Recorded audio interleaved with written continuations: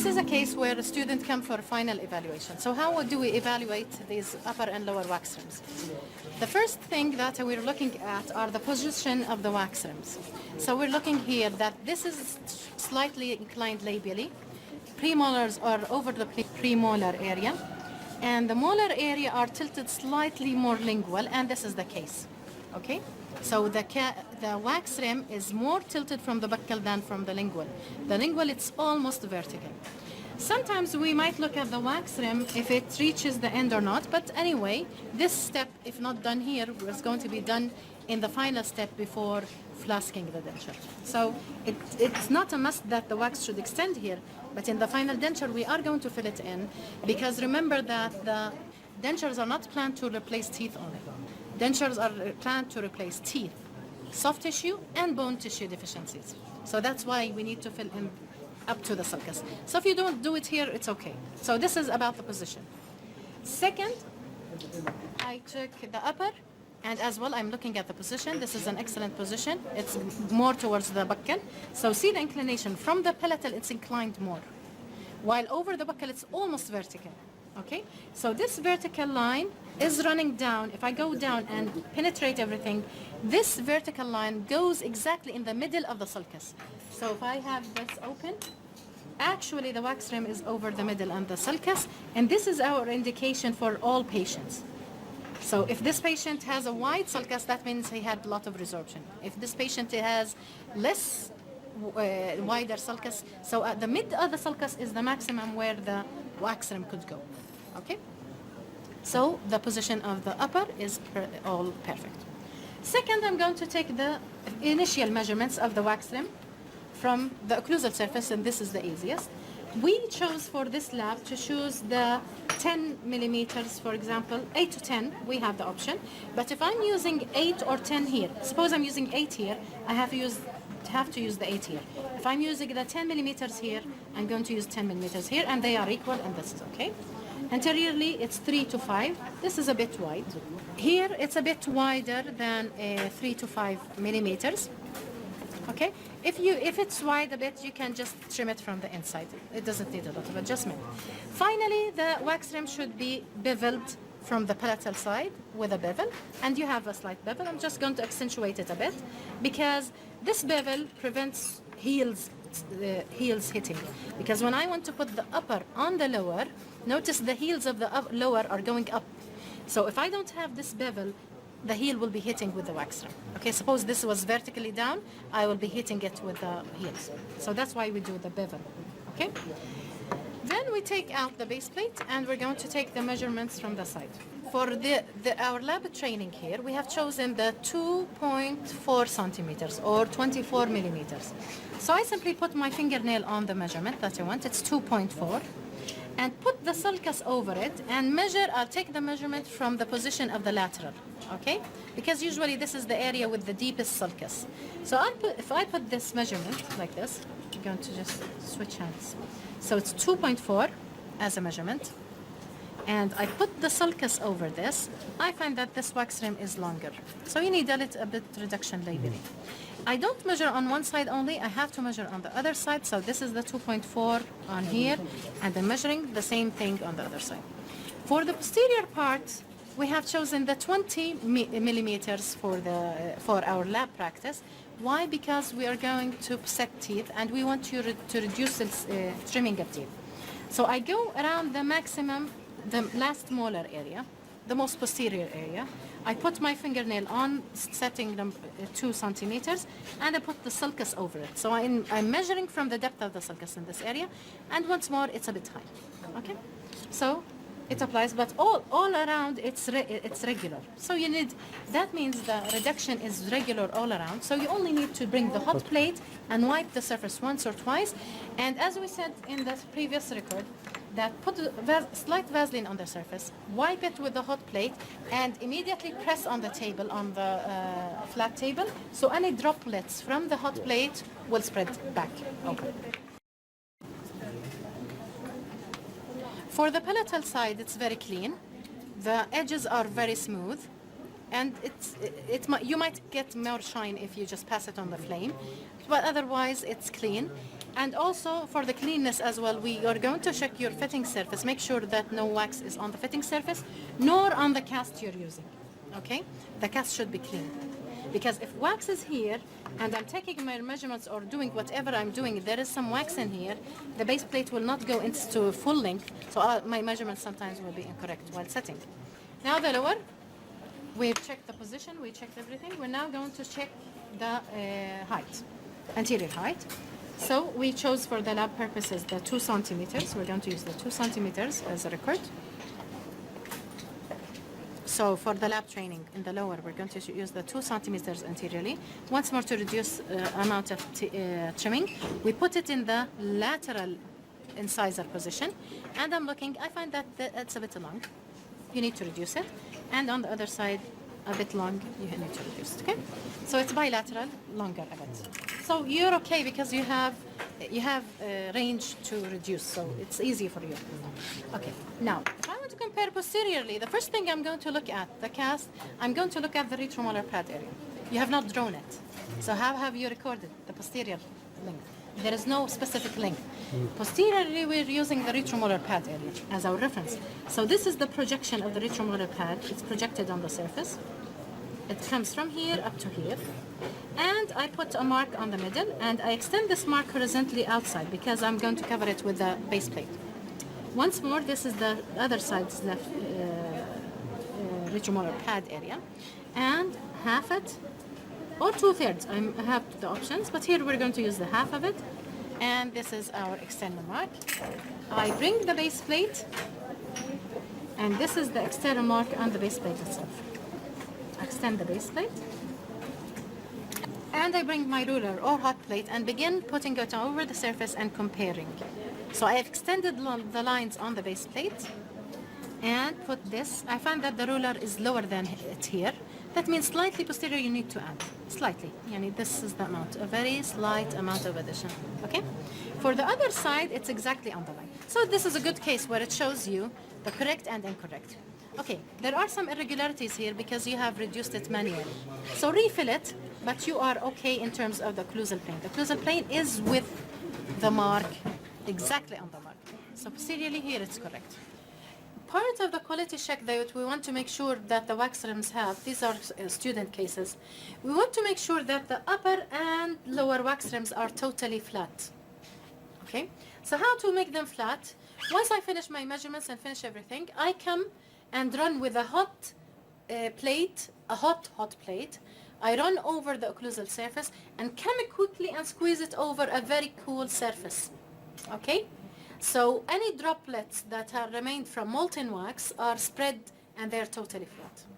I do the same on the lower, but for the case of the lower, we have high retromolar pad area. So once I make it flat, I come close to the edge of the table and then press on the wax. So these two heel areas that you see here, the heel areas are lower than the table. So I press them and make sure that everything is flat. Now, how do I make sure that we have flat contact? Okay?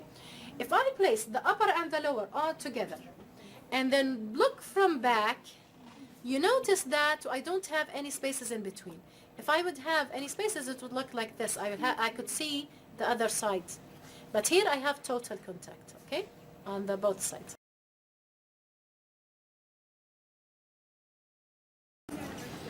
Many students are bringing the wax as follows. The wax, after using the hot plate, when you use it like this, sometimes the hot plate drips some wax on the surface. So you'll find these irregularities in the surface. Okay? These are molten wax from the hot plate itself.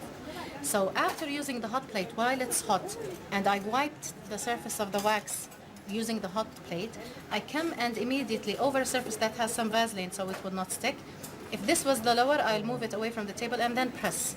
What will happen is that the molten wax in the droplets that are on the surface, they go back to become flat after the hot plate. So that's a tip after using the hot plate. So after wiping the surface, immediately go to a Vaseline surface and press towards the table. If this was the lower, these heels are high, so I would press it on the edge of the table rather than in the middle of the table. So press and it becomes back flat. Okay? So how do I add on one side? This is a bit confusing sometimes for students.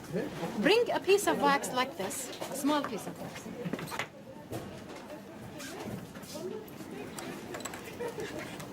Okay, melt it from one side. Okay, I'm melting it only from this part. I put it over the surface that I want to add, and then I squeeze it anteriorly and keep it posteriorly unsqueezed. Okay, using the hot plate or using a ruler, I just squeeze it anteriorly into place. So it became flat, and the addition only went to the posterior area. So I just flip it and cut it. And let's see the new position of this wax. Added. Now, once more, now I filled in the empty spaces, okay? So this is how I add it. So once you use the hot plate, melt down the anterior part of it. Don't touch the posterior part, so it will not go down back down. So now, if I use my ruler or the hot plate and compare it with the line, it's exactly over the line, okay? So now the occlusal height here is correct. This is a case here in the lower where you have droplets of wax inside the sulcus. It's not present in the base plate, but it is present in the sulcus. These small bits of wax might reduce or change the dimensions. So cleanness is another point that we check in our base plate. For this case, this is another student case that said that everything is ready, but if you would take a close look at this, you would find that I could see some spaces in between the two wax rims, okay? These spaces mean that the wax rims are not fitting with each other, okay? So you need to go back. What to do? Come with the hot plate. I don't want to ruin your measurements. I'm not telling you to ruin your measurements, but I'm telling you just run quickly with a hot plate. Run quickly over the surface and press it quickly on the table. The hot plate itself sometimes leaves some droplets. So if you leave them on the surface, they are the ones causing irregularity. So don't change your measurements. Only just go over quickly. Press that down on the table, so any remaining droplets will become flat with the surface, so this will become flat. You want to repeat it for the lower. Now the lower, these are high. You cannot run with the hot plate over all of the surface, so you only can run with the hot plate on the anterior surface. So run once or twice, put it on the edge of the table, and press it. This will cause the lower to be flat, so flat over flat, we will have no spaces in between, okay? This is a good case showing where the heel areas of the casts are not in the same distance. So I'm trying to orient this cast over this cast for the quality check of the wax rims themselves, because we are doing also the wax rims using arbitrary measurements. So I'm trying to measure them. Other than having these two lines almost at the same distance from these two lines, I'm trying to center them. Notice that this arc is closer to this one than these two. So this is a good example showing the differences. So this distance to this is closer than these two. So where is the problem? I'm using also these two lines for quality check. So let us see what is the problem in the wax rims. I would find that the problem are in the measurements of the wax rims. So let's go back to our measurements and measure these two. So the measurements that we have chosen for our case that we have the patient cast, we need to have from the most posterior part, we either could take a Willis gauge and measure the height, and this should be at least 8 millimeters, but we don't have it today with us with the lab. We are using the most posterior part from over the depth of the sulcus. So we're not measuring only the wax, we're not measuring from down here. We're measuring from the sulcus itself, okay, from up in the sulcus itself. So this measurement is correct here for this cast. So once more, I'm going to put the ruler here and the ruler here on the two, and this wax is exactly to this measurement, but this wax is short, so this needs to be lengthened to the measurement correctly. Once this is longer in position, I will have, when I put the cast over and put the cast over here, I will have these two heel areas the same distance as these, okay? Other students have a problem while doing the posterior measurements. So we have the anterior measurements. For our case, in this patient's case, we have to do the 2 centimeters from the front, not the 18. We're going to substitute it by 20 millimeters or 2 centimeters because we need some space for the setting. This is lab training purposes.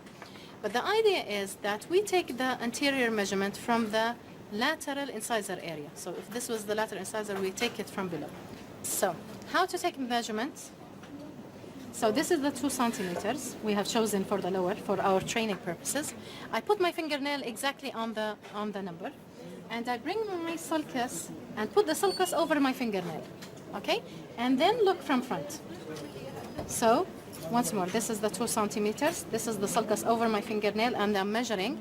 And I would say this wax rim is high and it needs reduction, okay? So this is how I take the measurement from the lower. The other lateral side, I have to take another measurement because sometimes, although the wax rims seem to be flat, but sometimes they are inclined. We cannot see them unless we take measurements. So if I'm taking the left, I'm also taking the right lateral area for our measurement. Now posteriorly, I'm going to use the retromolar pad measurement. Now I draw the retromolar pad, I draw the line in half, I extend the line on the land area because if I don't extend it on the land area, I'll not be able to see it when I put my base plate. And then I'm looking laterally.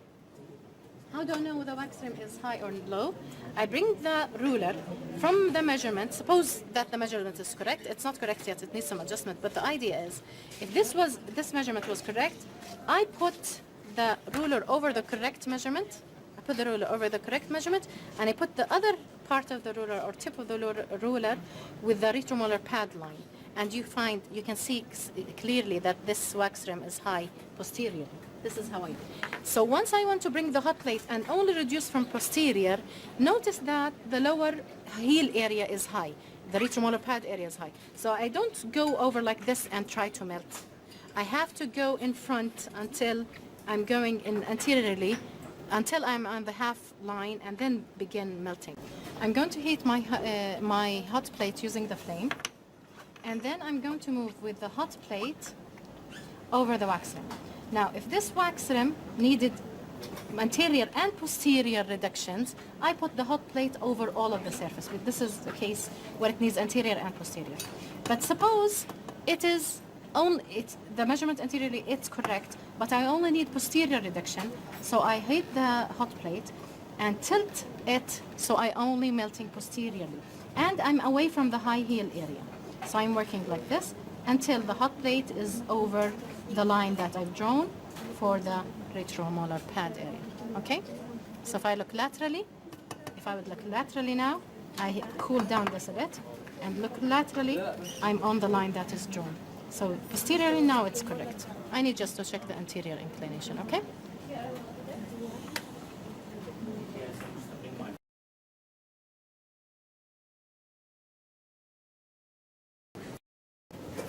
Okay, some students are facing a problem in orienting the wax rim to the lower jaw. If we're talking about a patient that had resorption while he had a previous extraction, an old extraction, that means we need to replace this wax rim more lingually. So how do I compare the position that I placed it? I could look from the lingual side and see where is the crest of the ridge and compare the wax rim with it.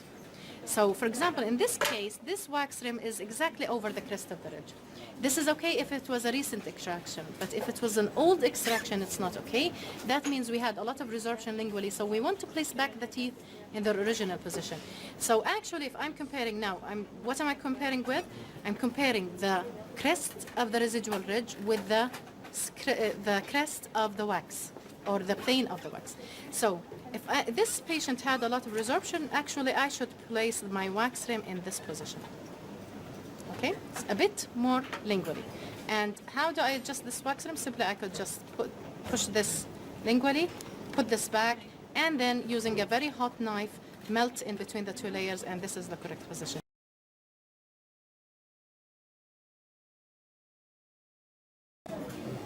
Okay, this is another case where the position of the wax rim is exactly over the crest of the ridge. So if I'm looking from here, and I put a midline in the middle here, and I find that this midline of this wax rim is exactly over the crest of the residual ridge. This is how I check it.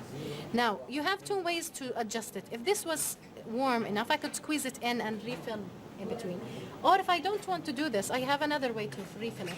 And this is the property of molar areas only. I bring a strip of wax that is heated, and I bring it, it's dripping, and I add it to the surface. Okay? So I filled in this area.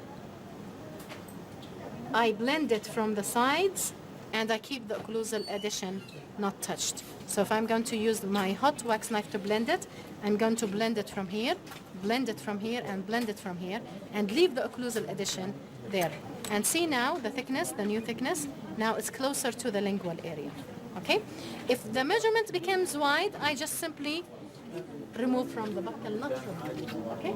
So that's what. Sometimes you do it correctly, but once you want to make the measurements correct, you wipe away from the lingual. No. In the lower, we wipe the wax away or melt the wax away from the buccal, not from the lingual. How to smooth it? By the wax knife. The rear end. So using the hot wax knife, I blend it here. I blend it here by melting it down. And the excess wax, I just spread it over the surface. I'm going to do the same here.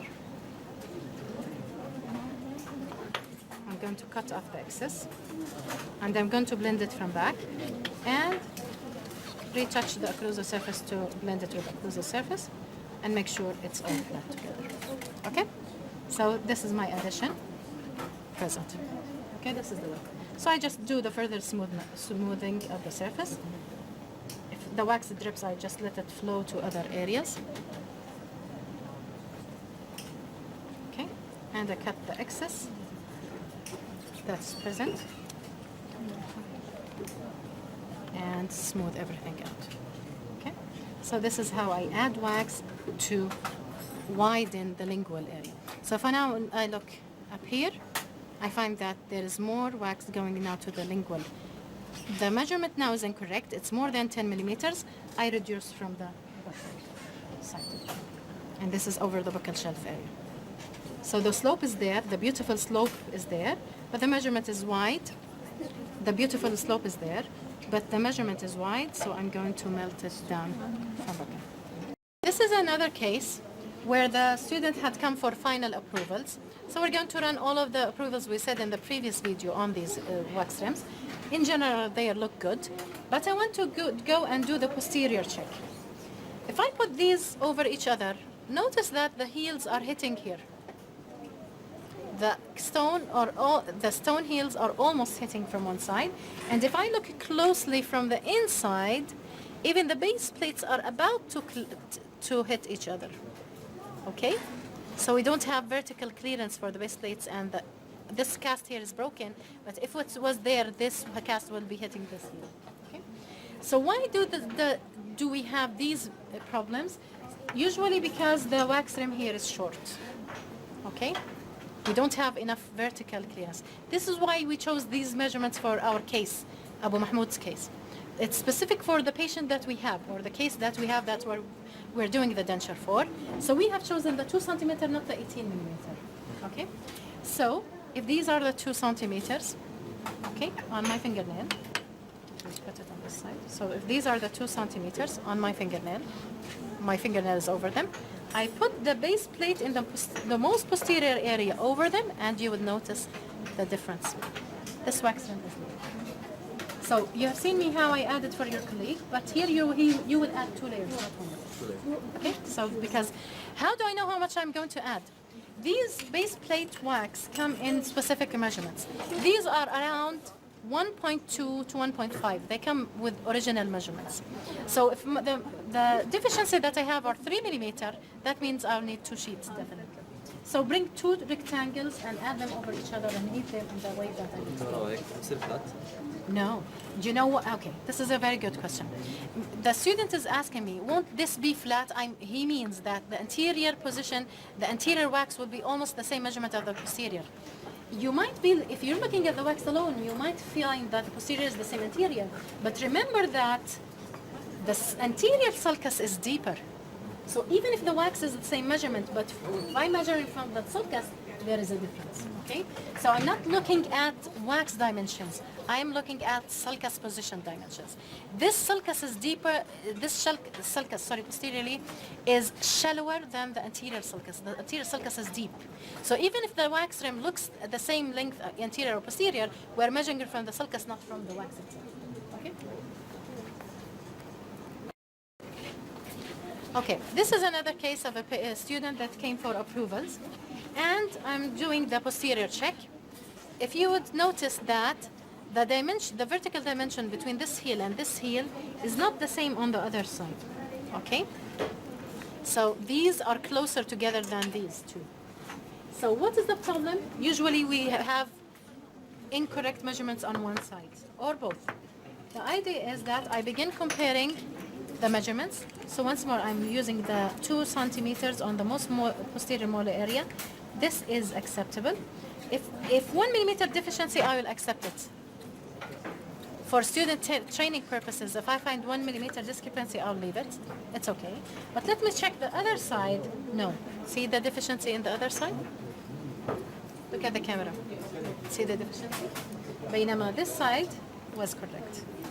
Almost correct. 1 millimeter deficiency is okay. But this one is a huge incorrect. Okay? This is why the heels are not equal. So one side is not like the other side.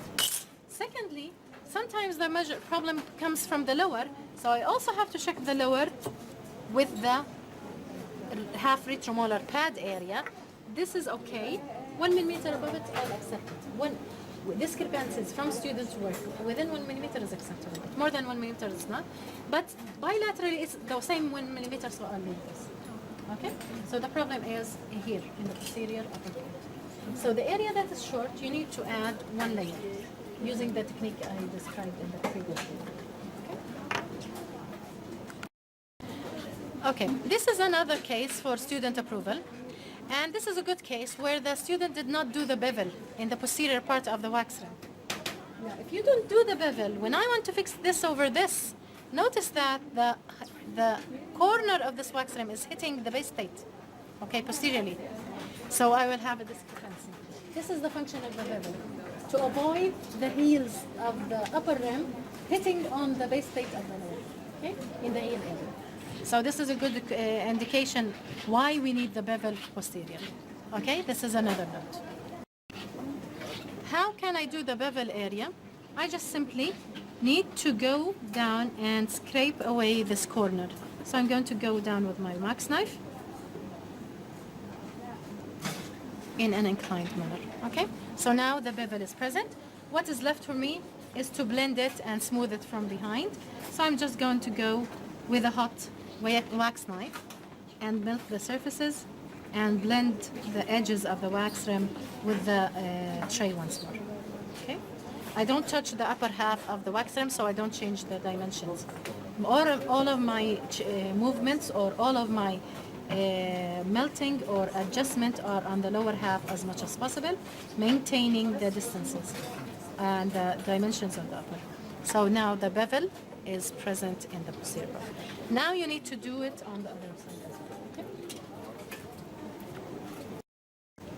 Okay, this is another case for students' approval. I had a good question from the student. She's asking, do I compare stone to stone or base plate to base plate? Actually, in our case today, because we have ideal casts, we're going to compare stone to stone. Why? Because sometimes while you are adapting the base plate to the residual ridge, you make this thick while you are squeezing it and adapting it. So we're not going to use the reference as the base plate, we're going to use it as stone to stone, okay? In patient cases, we're going to sometimes use the stone to stone or base plate to base plate. ايش؟ ما في مسافة معينة بس إنه we have to have clearance. Okay, this is another good question. The student's asking how much should be the distance between the two. I'm not looking for the distance here in our training session. I'm looking for equal difference, okay, between these two stones. So I'm not looking for a measurement like 4 millimeters, 5 millimeters, no. I'm just looking for this to this and this to this and comparing them together. 1 millimeter discrepancy as you have here, I will not let you adjust it. It's okay, within reasonable for your student skills. So 1 millimeter within 1 millimeter, it's okay. Okay, I'm looking for the base plates, I'm looking for clearance. The base plate posterior should be clear from the upper, the lower should be clear from the upper. Okay, so it's clearance. And for the stone, because we have ideal stones, I'm looking stone to stone distance. In the patient's mouth, it depends on how much resorption happened in the patient's mouth. For example, if this was a patient case and he extracted this molar 20 years before this molar, this bone will be so resorbed and this bone will be still okay. So the base plate here will be low and they'll have clearance, but this base plate will be almost touching the upper. Okay, so it depends how much resorption happened at the patient's mouth. So to take the heel area, to make sure that the heel areas don't touch each other, one for one, I have to trim the cast correctly according to their position. So I only reach the hammer areas. Number two, when I'm adapting the base plates, I make them as thin as possible posteriorly. This is what we asked you to do, to thin out posteriorly the base plates. Number three, I have to have the correct jaw registration in the patient's mouth. So if this patient is recorded like this and this is not his retruded contact position, the heels are hitting. But if they go backward their mandible into their correct TMJ position for the RCP, which is the most retruded, this is clear. Okay? So these are three methods to make sure that the heel areas are okay. This is another case, student asking for approval. If you notice that I'm going to put the cast as much as possible horizontal to the camera view, notice that the wax rim is going backwards. It's encroaching on the tongue area. So if I'm looking vertically on the cast, see the position of the arch? It's more to palate. And what we learned from resorption that we need to place it more labially. Okay? So how do I see this? If I'm looking at the profile while I'm putting the cast horizontal, see the inclination, it's going inwards. Okay. The student says that I have given her approval previously, but sometimes it happens once you do the initial fixing of your wax rim, when you add the wax rim immediately, while you were working with it and pressing on it and adapting it slips backwards. So the final position should be here. Now, this is not a disaster. You can correct it easily. How to correct such inclination lingually? I can bring a large strip of wax. I'm going to bring it a bit long, and I'm going to bring it a bit wide, extending from the base plate. I'm going to use this wax rim. Its measurements are almost the same width that I'm going to use. It's almost like that. And I'm going to heat it in a way, and then I'm going to press it on a cold surface. Let me show you what I'm doing. Okay. So how am I going to adjust this? I can do it quickly, right? First of all, cutting out a piece of wax that is a rectangle in shape, and it almost wraps the whole ridge all together, because I have the problem around almost all the ridge. Okay? I bring this piece of wax and I put it over the flame in a way, I temper it to become smooth. Okay? I'm slowly going back and forth. How much do I go back and forth? Until it's very smooth. Okay? I could see some shine on the surface, but still it's not dripping. And in the same time, it's losing its weight. Okay? So this is how it became pink. I add the final flow. Now it's very shiny, and I adapt it over the surface. Now while I'm adapting, I'm wrapping it around. I'm not adding it over the occlusal table. So even if I have something that is cold, and I press it like this, I make sure that my additions are not over the crest of the wax rim. Okay? So simply if I look vertically now at it, I have added a layer of wax all around. See? What is left for me is to blend it from here, and blend it from here, and this is more in a more labial position. But this case actually went too much far back, so I'm going to do another layer on it.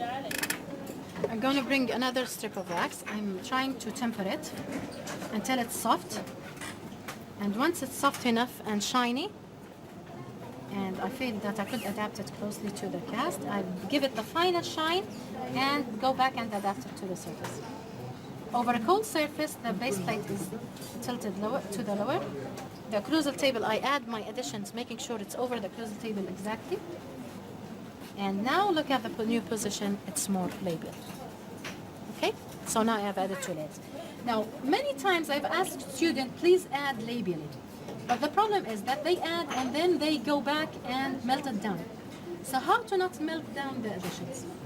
When I want to blend this, I'm going to do the following. First, I'm going to cut the excess from the base plate.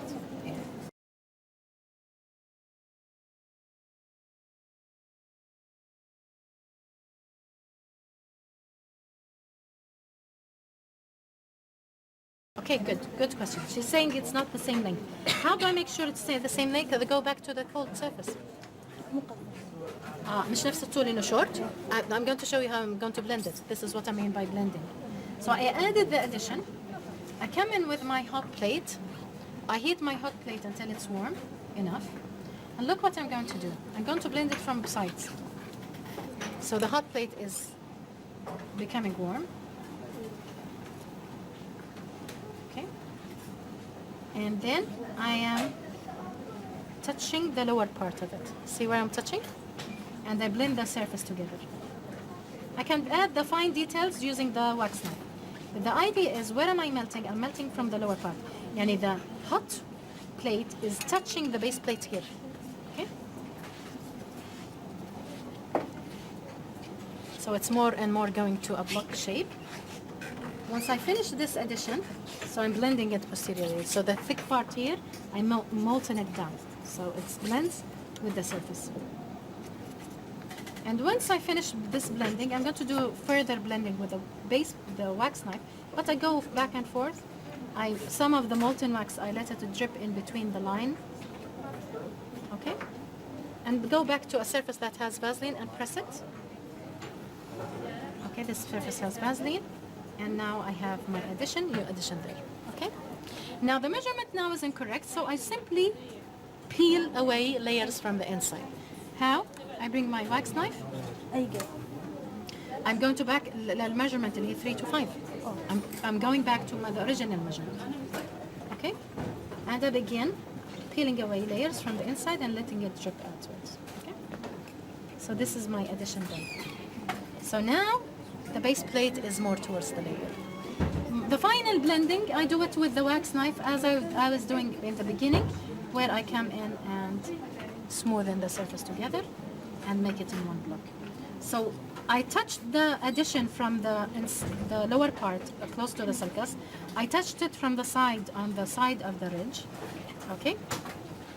I touched everywhere except it's the occlusal part, so it will not melt away after I've added it. Okay? So now blend it more. It needs more blending. Give it back the shine that you were beginning with, and then come back. Okay, this is another student that came for approval for the lower.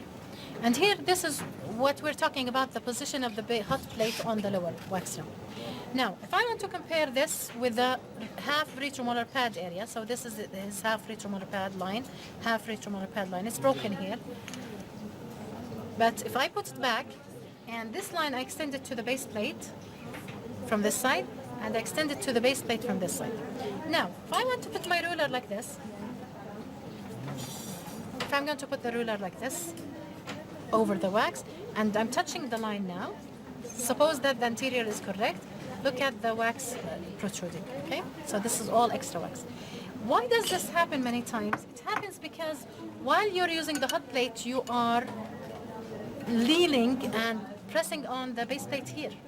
But these are high. If I follow them, the wax rim definitely will be high.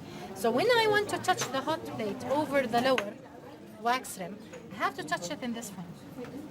I'm going to heat my hot plate first. When I want to touch, I don't go and touch here. I go 1 centimeter in front of it and then I begin melting. I keep melting it down until the hot plate is touching the line over the base plate. For example, here I'm almost on the line now. I've stopped melting from here. I bend to the other side and melt down. Once I'm touching the line, now I'm touching both lines. Okay, on both sides I'm touching both lines. I flatten everything together and wipe it anteriorly. Okay, as much as possible. And then come to a surface that has Vaseline over it and press. Okay, so this is the new position. Okay? What is left for me to smoothen it out altogether with the wax knife? Now I take the measurement now. So posteriorly, this is the only reference that I have, this line. I don't have another reference line. I cannot measure posteriorly, okay? My reference is half the retromolar pad area. The occlusal plane should not be over it. Or 2/3, I can choose 2/3, okay? But preferably the half retromolar pad. Anteriorly, this is the measurement. Anteriorly, this wax rim is correct. And here, the wax rim is also correct, so you're okay anteriorly. So this is why you have it high posteriorly, because you were putting the hot plate over the heels. Okay. No, I go 1 centimeter anterior and then I begin melting it down, okay? Another note about the wax rims adhering to the base plate. Many students while work, they notice that the wax rim is not adherent, very good adherent to the base plate. That has many reasons. One of them that while we were doing the base plate, we added a little bit of Vaseline to smoothen it out. So Vaseline acts as a separator. To solve the problem of adhesion of wax to acrylic, we first asked you while doing the base plate to do these rough areas. So this is one of the methods. Second method is wiping away the Vaseline. So the other method is that I bring on a hot flame, I bring the base plate and just run it very quickly. I don't want it to warp. It's over the cast. And I bring a tissue and wipe it away. So I make sure that the Vaseline is wiped. The third method is using the burr. Okay? The third method is using a burr. When I finish and want to add the base plate, I could roughen the surface using the burr. This will expose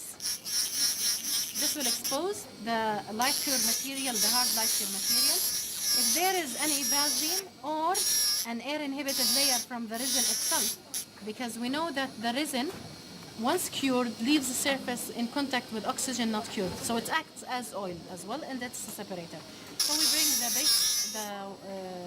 acrylic burr and we roughen the surface. The third method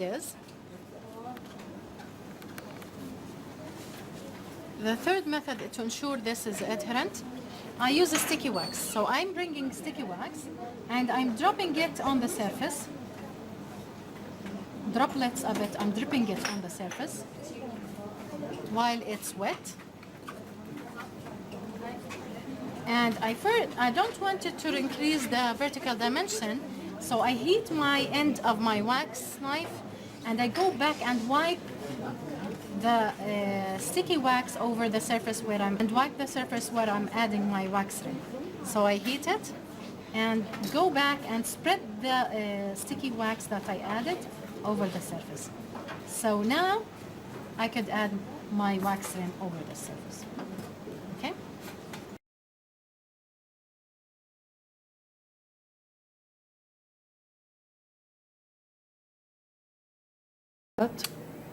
Now we're going to talk about the final features of your submitted base plates and wax rims.